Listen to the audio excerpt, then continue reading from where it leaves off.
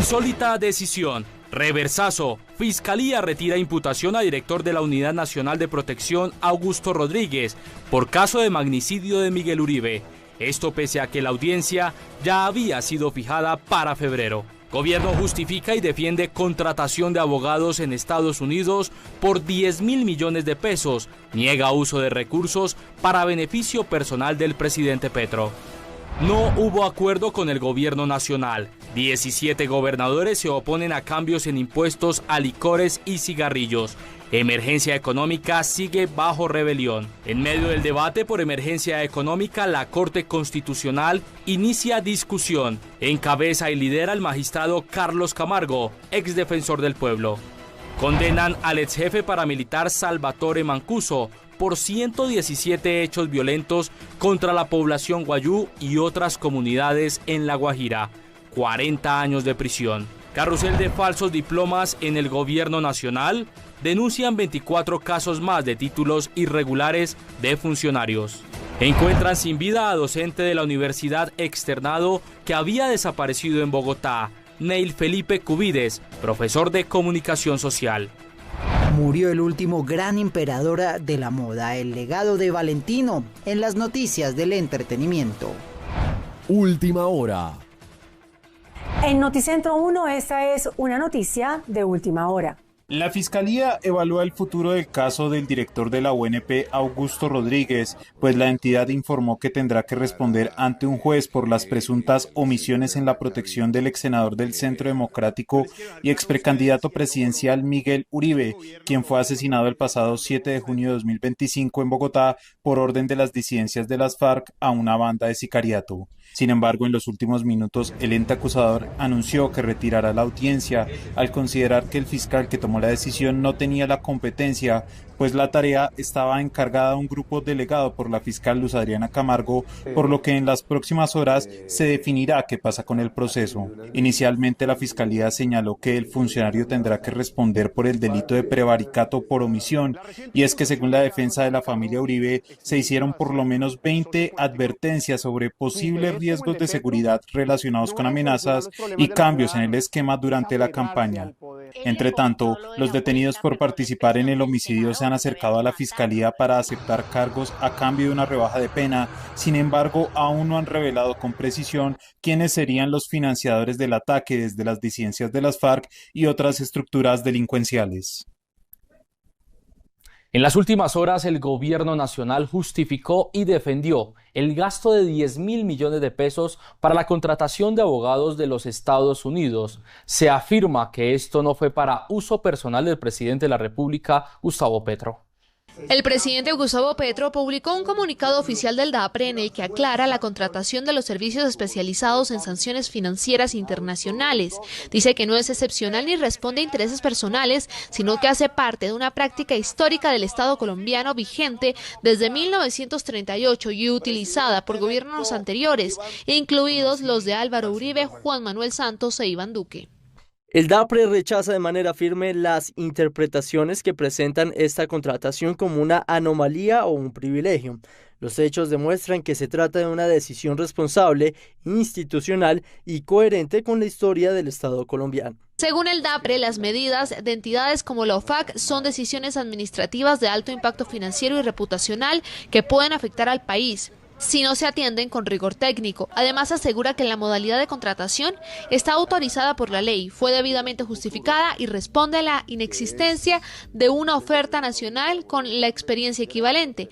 La controversia se intensificó luego de varios señalamientos, entre esos el de la senadora Paola Holguín, quien sugirió que los recursos públicos, pues es un contrato de 10.000 millones de pesos, estarían siendo utilizados para proteger intereses personales del mandatario y su círculo cercano. Petro respondió calificando las afirmaciones como calumnias y aseguró que los recursos del Estado solo pueden destinarse a la defensa institucional del país. Noticia en desarrollo.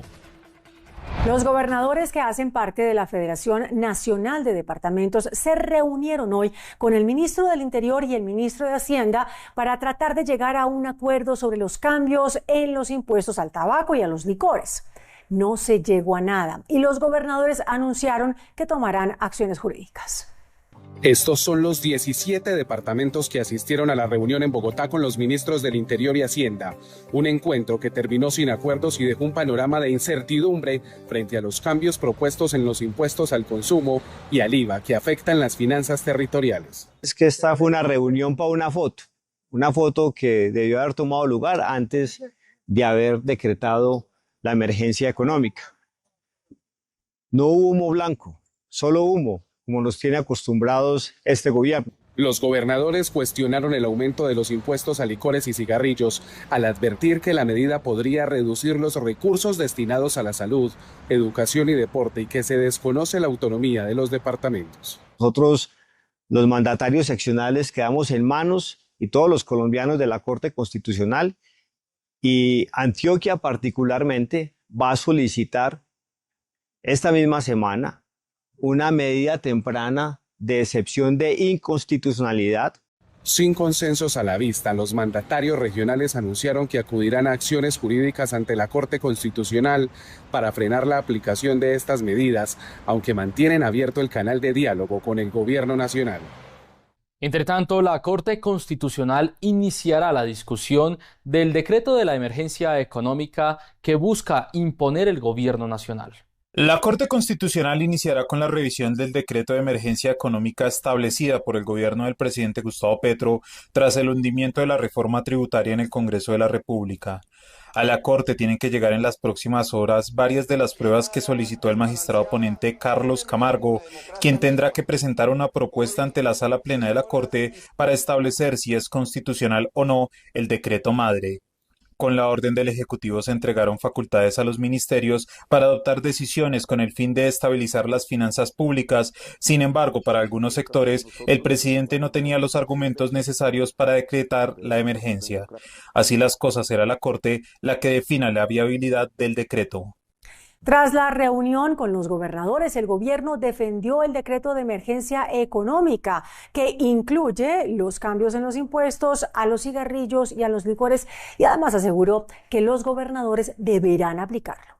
El ministro del Interior, Armando Benedetti, afirmó tras una reunión con los gobernadores que el gobierno nacional está dispuesto a compensar a los departamentos si el nuevo decreto de emergencia económica afecta sus ingresos tributarios locales, especialmente por el aumento del impuesto al tabaco y al licor. Benedetti ha defendido la aplicación del decreto y ha advertido que los mandatarios deben acatarlo, mientras que la Corte Constitucional no determine lo contrario. Ellos dicen que pierden autonomía, eso no es así. Primero, porque hay una sentencia de la Corte Constitucional, la 414 del 2012, que dice que esos impuestos se pueden tocar en caso de que haya problemas macroeconómicos. Y el tercero es que la nación, el país, el gobierno nacional, tiene que actuar más contra el contrabando. La discusión gira en torno al decreto 1474/2025, expedido en el marco de la emergencia económica que, entre otras medidas, eleva el IVA y los impuestos al consumo de licor y tabaco, recursos que actualmente son gran parte del presupuesto de salud, educación y deporte de los departamentos. La Sala de Justicia y Paz del Tribunal Superior de Barranquilla condenó al ex jefe paramilitar Salvatore Mancuso por al menos 117 hechos criminales contra la población guayú. Entre los delitos que derivaron en la condena contra el ex paramilitar Salvatore Mancuso están los relacionados con las estructuras armadas a su cargo, que según las investigaciones serían presuntamente responsables de homicidios, desapariciones forzadas, desplazamientos, actos de violencia de género y otras conductas delictivas entre los años 2002 y 2006. Constituye un gran avance para las víctimas en cuanto a la lucha contra la impunidad. Dicha sentencia, la cual también reconoce como sujeto de reparación colectiva a la comunidad guayú de este departamento, da unos pequeños indicios del camino que se debe seguir recorriendo para la búsqueda de la reparación integral de estos pueblos en este territorio. Mancuso Gómez fue condenado a 40 años de prisión, con multa equivalente a 30.000 salarios mínimos y con alternativa de 8 años de prisión, de acuerdo con la Ley de Justicia y Paz. La precandidata presidencial Paloma Valencia denunció que el gobierno del presidente Gustavo Petro revivió un acuerdo automotriz entre Colombia y Brasil con el fin de asegurar la presencia del presidente Lula da Silva en la cumbre de la CELAC.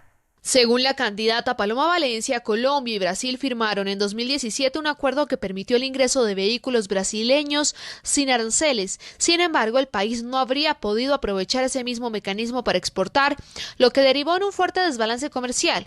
Entre 2018 y 2025, las exportaciones colombianas al mercado brasileño habrían promediado 1,5 millones de dólares, mientras que las importaciones superaron los 775 millones de dólares. La senadora sostuvo que esta simetría golpeó de forma directa a la industria automotriz nacional, que pasó de recibir más de 123.000 vehículos en 2018 a cerca de 30.000 en 2024, una caída del 75%. Además, indicó que la participación de vehículos ensamblados en Colombia dentro del mercado interno también se redujo de manera significativa. Estamos denunciando el costosísimo precio que tuvo que pagar Colombia para que el presidente Lula de Brasil viniera a la reunión de la CELAC del presidente Petro.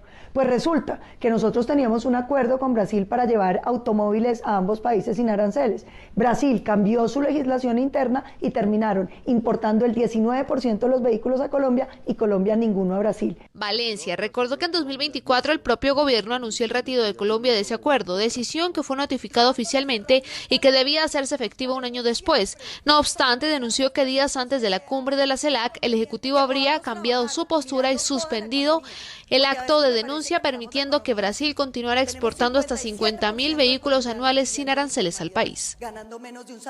Una grave denuncia hizo en las últimas horas la representante a la Cámara, Catherine Jubinao, al asegurar que dentro del gobierno nacional habría un carrusel de diplomas. Esto tras revelarse, según ella, lo que sería 24 casos de falsos diplomas de funcionarios del gobierno Petro. En el Congreso de la República, la representante a la Cámara, Cathy Jubinao, denunció un presunto cartel de diplomas irregulares expedidos por la Universidad San José. Según la congresista, además del caso de Juliana Guerrero, existirían 24 casos más de títulos irregulares de personas que ahora están vinculadas a entidades del Estado. Con la diferencia de que aquí estas personas sí fueron contratadas entre 2023, 2024 y 2025, y cuya contratación, ojo, le ha costado al país y a los impuestos de los colombianos cerca de 1.100 millones de pesos. La representante añadió que de los 24 casos, 6 corresponden a títulos entregados pese a no reportar presentación de las pruebas Saber Pro y 18 a personas que obtuvieron el título y presentaron las pruebas días después del grado. Yo le exijo al ministro de Educación que de verdad tomen acciones reales y contundentes contra esta universidad. La congresista manifestó que dichos contratos le costarían al país más de 1.000 millones de pesos. Además, hace un llamado al Ministerio de Educación, la Procuraduría y la Fiscalía para abrir investigaciones. El alcalde de Cartagena, Domecq Turbay, hizo una llamada y una advertencia a los diferentes candidatos que están utilizando los espacios públicos de la Heroica para poner sus vallas con publicidad política. La instalación de este tipo de vallas y afiches políticos en los espacios públicos de Cartagena llevaron al alcalde Domecq Turbay a lanzar una advertencia a quienes promueven este tipo de publicidad sin tener autorización. Eso digo, el martes hay un anuncio sobre cuáles son las candidaturas o los proyectos políticos infractores para que corrijan. Entonces, no soy enemigo de nadie, lo que quiero es que no ensucien la ciudad. Y eso puede ser un buen mensaje. El mandatario manifestó que una vez sean notificados, las campañas o candidatos tendrán 3 días para hacer el retiro de la publicidad que infrinja la ley. De lo contrario, nosotros procederemos el sábado de la semana entrante a retirarlos, a borrar los avisos y a enviarle la cuenta de cobro a esas campañas para que le devuelvan al distrito el esfuerzo económico que se debe hacer. Hasta el momento ningún candidato se ha referido a lo dicho por el alcalde. Mientras tanto, las calles del Corralito de Piedra se siguen llenando de campañas políticas. Se conocieron denuncias en contra de la financiación de la campaña de la política María Fernanda Carrascal. Habría irregularidades en las cuentas presentadas por parte de la congresista. Auto y La controversia se desató luego de que la representante a la Cámara, Katy Jubinao, cuestionara públicamente los reportes de gastos de la campaña de Carrascal al advertir inconsistencias en una cuenta de cobro asociada a servicios de alimentación y la ausencia de facturas que, según dijo, deberían existir como soporte legal. Carrascal respondió que no se trata de una factura, sino de una cuenta por cobrar registrada en el sistema de cuentas claras, y aseguró que el documento cumple con los requisitos exigidos por el Consejo Nacional Electoral. La representante sostuvo que el servicio fue contratado por la campaña y quedó reportado como obligación pendiente, rechazando cualquier irregularidad. Cabe aclarar que no existe ningún documento firmado por mí, ya que se trata de una cuenta por pagar y no de una factura. Este tipo de cuentas corresponde a pagos que se realizan con cargo a la reposición de votos conforme a la normativa vigente. Sin embargo, el candidato Jairo Landino anunció que denunciará penalmente a Carrascal por presunta falsedad documental. Según Landino, la firma incluida en la cuenta de cobro no coincide con la del presunto firmante en documentos oficiales y habría sido tomada de una página web de unos abogados en España, lo que a su juicio configuraría una irregularidad grave. La firma real del señor Sigifredo Vergara reposa en los documentos oficiales de la creación de la empresa y en su cédula, los cuales coinciden, pero no se asemejan a la firma de la cuenta de cobro. Hasta el momento, el CNE no se ha pronunciado oficialmente sobre la verificación de los documentos. El caso quedó en manos de las autoridades competentes mientras intensifica el debate político por la transparencia en la financiación de campañas. El aumento en el valor del transporte público en Bogotá hizo que el ministro de Trabajo, Antonio Sanguino, lanzara fuertes críticas a la administración distrital desde sus redes sociales. Se calienta el debate por el precio del pasaje de transporte público en Bogotá. Recientemente hubo cruce de mensajes entre el ministro del Trabajo, Antonio Sanguino, y el secretario general de la alcaldía, Miguel Silva. Incluso el secretario invitó al ministro para que le baje a la pelea por Bogotá. La decisión política de Carlos Fernando Galán de subir el pasaje castiga al ciudadano de a pie y beneficia a los privados. Tomaremos medidas para frenar aumentos abusivos e injustificados. Ante el trino del ministro, en el que responsabiliza a la administración distrital por el incremento del pasaje, el secretario no dudó en responderle a través de su cuenta de X. Ministro, lo invito a que le baje a la pelea con Bogotá y busquemos soluciones. Hay un problema grave en todo el país y no sirve de nada ignorarlo. A muchas ciudades les tocó subir la tarifa del transporte, algunas incluso más que a Bogotá.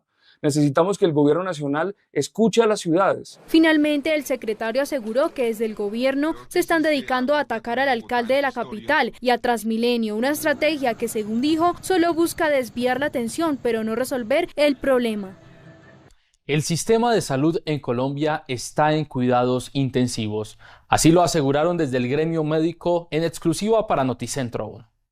La salud en Colombia en 2025 estuvo marcada por una crisis financiera sin precedentes. Sin embargo, el informe de Así Vamos Colombia reveló que el panorama para 2026 podría empeorar, pues inicia con 3 problemáticas clave. Primero, más deudas del Estado hacia el sistema de salud. Segundo, una desfinanciación del año 2026 como arranca el 2026. Y tercero, un incremento en peticiones, quejas y reclamos y tutelas por parte de la ciudadanía.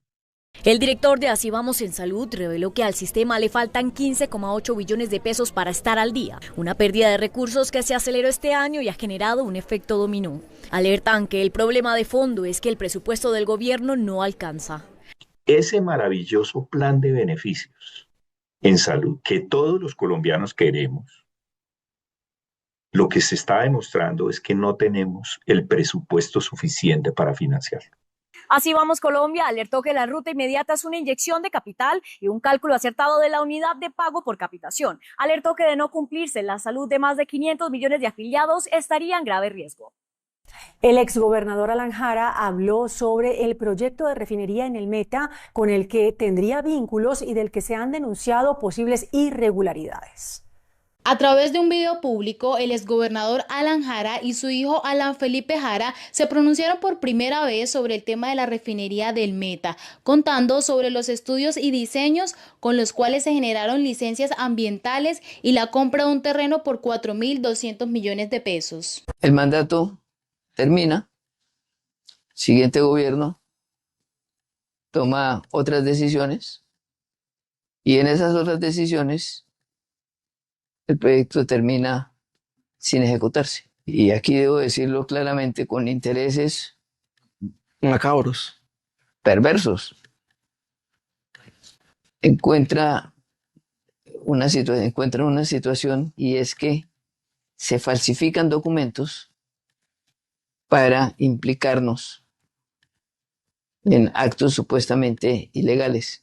Según el político Alan Jara, estos actos ilegales en los cuales se vio implicado son falsedades que generaron acciones de la justicia mientras se llevaba a cabo la investigación. Y entonces dice uno, ¿cómo es que falsifican firmas, falsifican documentos para ser presentados como si hubieran sido hechos por nuestra administración, cuando no fue así? El hoy candidato al Senado, Alan Jara, también hizo énfasis en que el proyecto no era la contratación de una refinería como obra física, sino la estructura de un modelo de desarrollo energético ejecutado a través de Llanopetrol, empresa de la gobernación del Meta con 100% de capital público. Guaviare bajo el fuego. Se presenta una guerra interna entre dos guerrillas, las disidencias de alias Iván Mordisco y las de Calarcá. Toda la población está quedando en medio del fuego cruzado.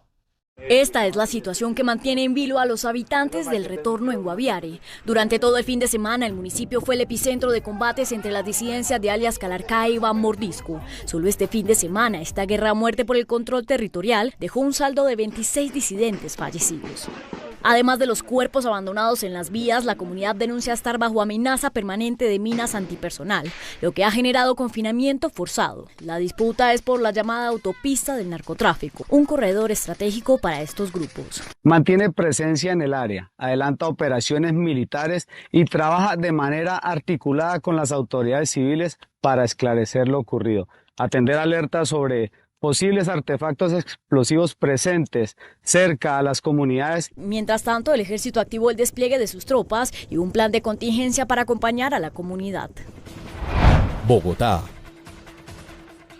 Y en las últimas horas, las autoridades confirmaron que encontraron sin vida a un profesor de la Universidad El Externado en Bogotá que había sido reportado como desaparecido desde el pasado jueves.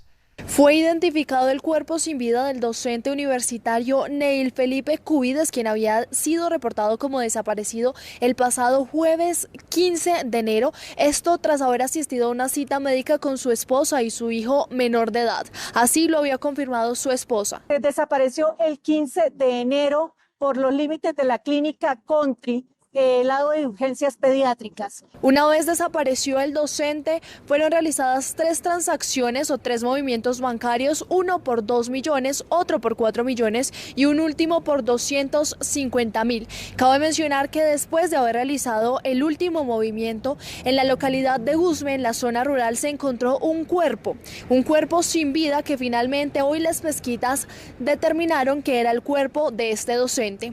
Esta es la información que se sabe hasta el momento. Alerta de seguridad en Bogotá. El propio alcalde de la capital, Carlos Fernando Galán, alertó que se estarían presentando en promedio cada día 3 homicidios. La seguridad en Bogotá vuelve a estar en el centro del debate tras las declaraciones del alcalde Carlos Fernando Galán, quien confirmó que en la ciudad se registran en promedio 3 homicidios diarios. Bogotá es una ciudad donde, infortunadamente, porque las cifras lo demuestran, son asesinados 3 personas en promedio al día. A veces se conoce un caso, de vez en cuando. Sin embargo, advirtió que se deben intensificar los esfuerzos para esclarecer los crímenes y capturar a los responsables. Tenemos que trabajar más y en ese caso esperamos llegar a los responsables, digamos, a todo el conjunto y que haya una responsabilidad clara de qué ocurrió en todo el hecho. Porque hay diferentes elementos que ocurrieron. El responsable, uno que falleció, otro que está en proceso, que paguen. Si hay cómplices, que paguen. Solo durante diciembre de 2025, Bogotá reportó un total de 95 homicidios, de los cuales el 39%, es decir, 37 casos, estuvieron asociados a hechos de intolerancia y riñas. La CAR Cundinamarca ordenó la suspensión inmediata de la construcción irregular de canchas de fútbol en la reserva Thomas van der Haan. En las últimas horas, la Corporación Autónoma Regional suspendió la construcción de canchas de fútbol en la Reserva Forestal Thomas van der Haan de Bogotá. Durante este operativo, con acompañamiento de la Policía Nacional y Carabineros, se evidenció la actividad de remoción de cobertura vegetal y nivelación de terreno con todo tipo de residuos para el establecimiento de canchas de fútbol. Durante el operativo, las autoridades constataron una afectación de más de 7.500 metros cuadrados de terreno, donde se dispusieron residuos de construcción y demolición, generando una grave afectación en la reserva. La reserva Thomas van der Hamen es un ecosistema estratégico que cumple un papel de conectividad entre los cerros orientales, los humedales Torca, Guaymaral, La Conejera y el valle aluvial del río Bogotá, garantizando la permanencia de las especies de flora y fauna y su circulación permanente. Como resultado, la CAR impuso 8 comparendos ambientales y 5 medidas preventivas, entre ellas la suspensión de actividades de 3 establecimientos dedicados a la prestación de servicios deportivos y la prohibición de cualquier otra acción que genere afluencia masiva de personas en esta zona. Hay alarma en el país por el incremento en la cifra de peatones que fallecen en las vías de Colombia, particularmente en Bogotá. Son 1.673 peatones muertos en siniestros viales en el país. Esto según información del Observatorio Nacional de Seguridad Vial. Esta cifra equivale a un promedio de 152 fallecimientos mensuales. Departamentos y ciudades como Antioquia, Bogotá, Valle del Cauca, Cundinamarca y Atlántico son los departamentos y ciudades que concentran el mayor número de peatones fallecidos. Esto debido a que sus territorios registran altos volúmenes de movilidad y circulación vehicular. Bogotá registró el más reciente caso de un peatón fallecido. El hecho ocurrió durante la mañana de este lunes 19 de enero en el barrio Lucero Medio, ubicado en la localidad de Ciudad Bolívar. El evento se origina cuando uno de estos vehículos particulares, al parecer por fallas mecánicas, lamentablemente arrolla a un peatón, el cual pierde la vida en el lugar de los hechos y posteriormente colisiona con los otros 3 vehículos inmersos en este siniestro vial. De acuerdo con la Agencia de Seguridad Vial, las principales causas de estas muertes están asociadas con el exceso de velocidad, la conducción bajo los efectos de bebidas embriagantes y la falta de respeto por las normas de tránsito por parte de los conductores. Mucha atención porque regresaron los famosos pinchallantas a la ciudad de Bogotá, con cobros injustificados que llegan incluso a 3.500.000 pesos y que los ciudadanos han estado denunciando en redes sociales.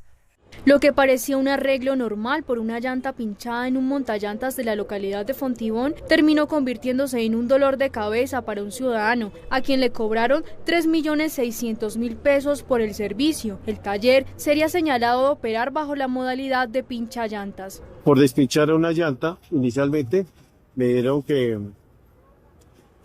me cobraron 80.000 pesos. Y le colocaron unos parches. Después dijeron que la otra, revise las otras llantas y curiosamente resultaron todas las llantas resultaron pinchadas. Entonces dijo, voy a estar pillamente despinches las otras llantas. Y tú no calculas que son, 80.000 pesos, 8 por 3, 24. Y esta gente ahora me está cobrando 3.600.000 pesos, que porque según ellos le colocaron muchos parches. Y es que como este caso hay muchos en la capital, donde algunos talleres mecánicos se aprovechan de los ciudadanos cobrando tarifas excesivas. En esta denuncia hecha a través de redes sociales, el afectado asegura que en menos de una hora el valor inicial aumentó de manera desproporcionada, al punto de tener que llamar a las autoridades para que hicieran presencia en el lugar. Regiones. Fueron liberados los 5 policías que habían sido secuestrados por el ELN en el Catatumbo desde el pasado 6 de enero. Estos fueron los momentos en que los patrulleros Daniel de Jesús Granada, Ramón Coronel, Edwin Monasalva, José Carrillo y Carlos Barrera recuperaron la libertad. Los 5 uniformados fueron entregados en zona rural de Tibú Norte de Santander tras haber sido interceptados por el ELN cuando se movilizaban en un bus de servicio público de regreso de su turno navideño en el sector de La Llana. Hoy fueron liberados 5 policías que se encontraban secuestrados por el ELN. Afortunadamente se encuentran en buen estado de salud. Su libertad se logra tras una intensa mediación humanitaria liderada por la Iglesia y Naciones Unidas y gracias al cerco de seguridad los policías ya se encuentran a salvo y en camino a Cúcuta, donde recibirán atención médica para verificar su estado de salud. Un alivio para sus familias que hoy dejan atrás 13 días de incertidumbre en el departamento de Norte de Santander. En Noticentro 1 Noticias Económicas. El presidente de la ANDI, Bruce McMaster, aseguró que las medidas recientes del gobierno nacional están atacando directamente a las empresas. En diálogo con Noticentro 1, el presidente de la ANDI, Bruce McMaster, advirtió que el ajuste al salario mínimo podría tener un impacto directo en la inflación, afectando principalmente a la población más vulnerable. Ese es el efecto de la inflación. Se va a presentar un incremento en costos gigante, definitivamente muy grande, en una gran cantidad de productos que vamos a terminar pagando o que van a terminar pagando todos los colombianos. Como todos sabemos, cuando se presentan incrementos en inflación, quienes más se ven afectados son, sin duda alguna, digamos, los pobladores, el segmento de la población más vulnerable. Según el dirigente, el aumento en los costos laborales y las presiones inflacionarias podrían generar un freno en la economía, escenario que obligaría al Banco de la República a subir las tasas de interés. A los colombianos que le deben al sistema financiero y a los colombianos que quisieran tomar de créditos con el sistema financiero les va a terminar costando. Le va a terminar costando también a la inversión, a las empresas, le va a terminar costando a las tarjetas de crédito, le va a terminar costando a quienes tienen hipotecas. En realidad, sí, para el Banco de la República el espacio se ha reducido significativamente y no nos extrañe que inclusive hubiera una reversión en esa reducción que se venía presentando en la tasa de interés. Bruce también cuestionó la emergencia económica declarada por el gobierno al considerarla inconstitucional, lo que genera incertidumbre en la economía colombiana. La entrevista completa este martes en el programa de personajes de Noticentro 1. Los transportadores del país sostuvieron que la reducción en el valor de los combustibles en Colombia no compensa los incrementos de 2026. Con el anuncio del gobierno de una reducción en el precio de la gasolina de 300 pesos, varios sectores sostienen que la medida no es suficiente, ya que en el último año la tarifa se incrementó en cerca de 7.000 pesos el galón. Fede Transcarga sostiene que el saldo con el Fondo de Estabilización de Precios de los Combustibles ya está en ceros desde octubre del año pasado y el Ministerio de Minas, por lo contrario, ajustó al alza los precios en los últimos 3 meses. Una disminución de 300 pesos no se compadece con la situación actual que estamos viviendo, no solamente por la disminución del valor, el sobreprecio del peso colombiano y la disminución del valor del dólar, sino porque adicionalmente las condiciones de mercado han determinado que el petróleo en el mundo esté hoy más barato. El dirigente insiste en las mesas técnicas para establecer una nueva fórmula para los combustibles. Que se dé cumplimiento a los acuerdos de septiembre del año 24 y se establezcan las mesas técnicas mediante las cuales los colombianos, bajo la figura de la transparencia, podamos determinar cuáles son los precios más justos de los combustibles en Colombia, teniendo en cuenta una condición muy particular, que somos productores de petróleo y refinamos nuestros combustibles. Para otros sectores el gobierno debe muchas explicaciones. Pero el gobierno no ha explicado por qué desde finales del 2023 los colombianos estamos pagando de más. Es decir, estamos pagando un costo adicional al precio de la gasolina, que es hoy el local superior al precio internacional. Se espera mayores ajustes desde el gobierno nacional. Diferentes gremios de la energía en el departamento de Atlántico aseguraron estar de acuerdo con las recientes medidas del gobierno nacional para evitar un apagón en Colombia. Las obligaciones financieras de la empresa prestadora de energía Aire con las generadoras, transmisores y otros agentes que según datos del Ministerio de Minas sumaron 2,5 billones de pesos, sigue en el centro del debate por la medida del gobierno que trasladará a usuarios un pago parcial de la deuda, incrementando en 8 pesos por kilovatio hora. Y aunque han sido muchas las posturas que han enfrentado al gobierno nacional con diferentes sectores de los gremios, para esta ocasión, al menos en la región Caribe, aseguran que esta medida es inminente. Las obligaciones financieras vencidas de Aire intervenida con generadores, con transmisores y con otros agentes del mercado han puesto a las termoeléctricas al límite de su capacidad para poder comprar el gas que necesitan para operar, es decir, para poder generar energía. Concluyeron que el incremento propuesto equivale aproximadamente a 1% adicional de lo que actualmente pagan los usuarios en sus facturas. La deuda tiene un incremento mensual cercano a los 145.000 millones de pesos. Un informe internacional reveló que Colombia continúa ocupando los primeros lugares de desigualdad social en Latinoamérica.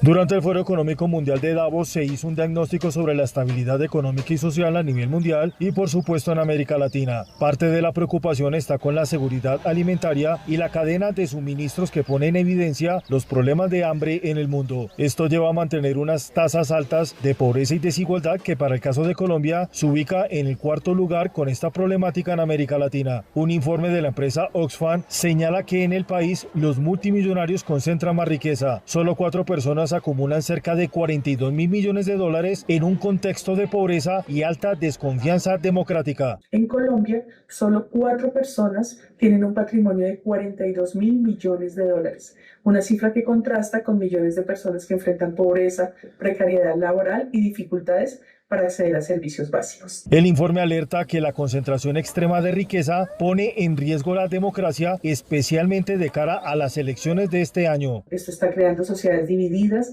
y peligrosamente debilitadas.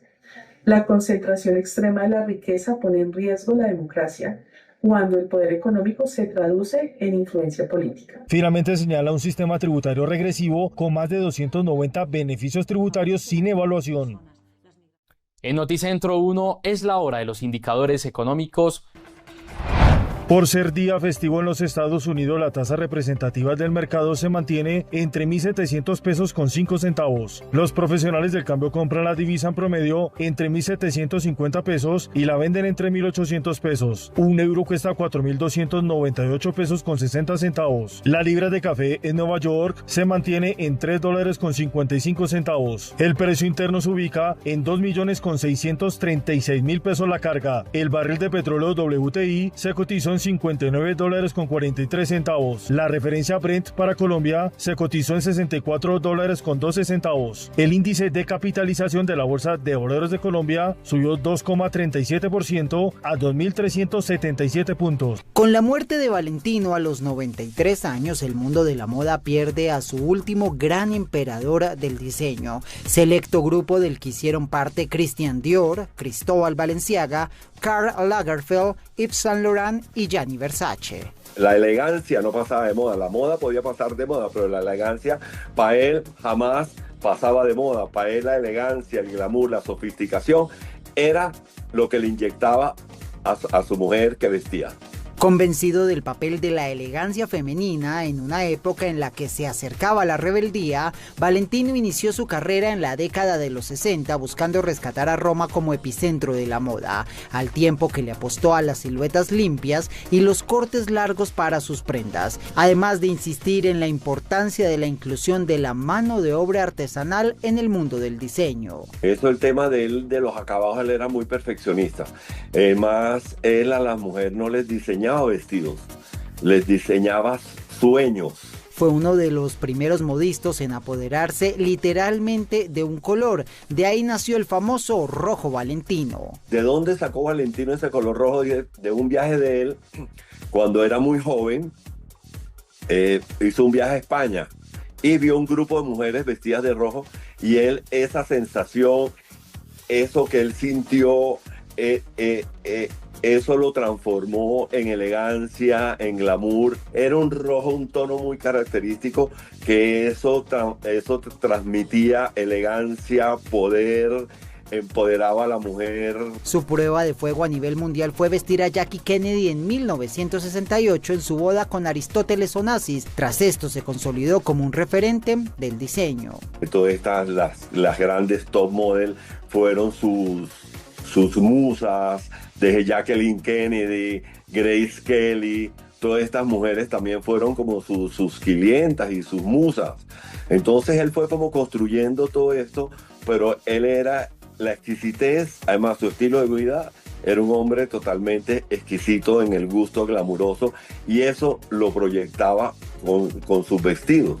Se retiró de las pasarelas en 2008, dejando un amplio legado en una firma valorada en más de 5.000 millones de euros, que hoy en día está liderada por el modisto Alessandro Michel. En Nueva York se subastarán las pinturas hechas por el expresidente de Estados Unidos Jimmy Carter en su tiempo libre tras ser mandatario. Esto sumado a una extensa colección que incluye objetos personales como pañuelos, sombreros, corbatas, hasta muebles fabricados por él mismo. Las pinturas y objetos tendrán un valor inicial de $2.000, algo más de 7 millones de pesos colombianos, y se estima que algunos de estos puedan venderse hasta por $30.000, alrededor de 100 millones de pesos colombianos. Los fondos recaudados serán destinados a la fundación que Carter y su esposa crearon con el fin de fortalecer procesos democráticos y financiar proyectos de salud en países vulnerables. Juan Cebolla hizo historia en el Festival Internacional del Circo de Montecarlo al ganar el Payaso de Oro, el máximo reconocimiento de las artes circenses a nivel mundial. El trapecista colombo-mexicano alcanzó este galardón tras ejecutar con éxito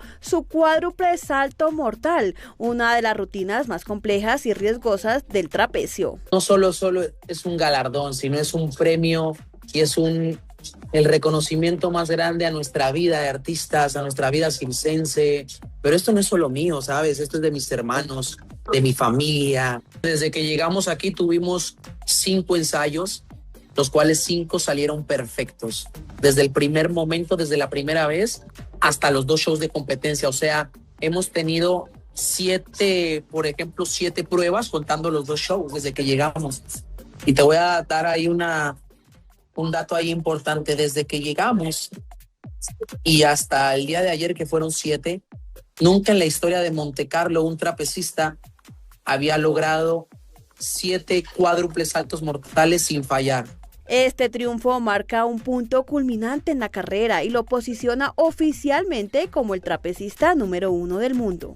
Pero ahora eres el ganador, el campeón del mundo, o sea, es más responsabilidad aún. Martín lo es todo para mí, Martín es mi cómplice, mi hermano, es mi todo, ¿no? Entonces sin él esto no fuera posible, de verdad que tiene la misma o más importancia. Yo le digo que tiene más importancia que yo porque él es el que agarra, él tiene la responsabilidad de agarrarnos a todos, no solo a mí, o sea, imagínate la responsabilidad que él conlleva. Entonces, para nosotros significaba una responsabilidad grande, un peso muy grande sobre nuestras espaldas porque veníamos representando a nuestra familia, a nuestro país, pero sobre todo veníamos representando a Colombia. El galardón fue recibido en representación de Colombia, país que celebra este logro histórico para el circo latinoamericano. Juan compartió el premio con su hermano Martín Gasca, consolidando a esta familia como una de las dinastías circenses más influyentes a nivel internacional.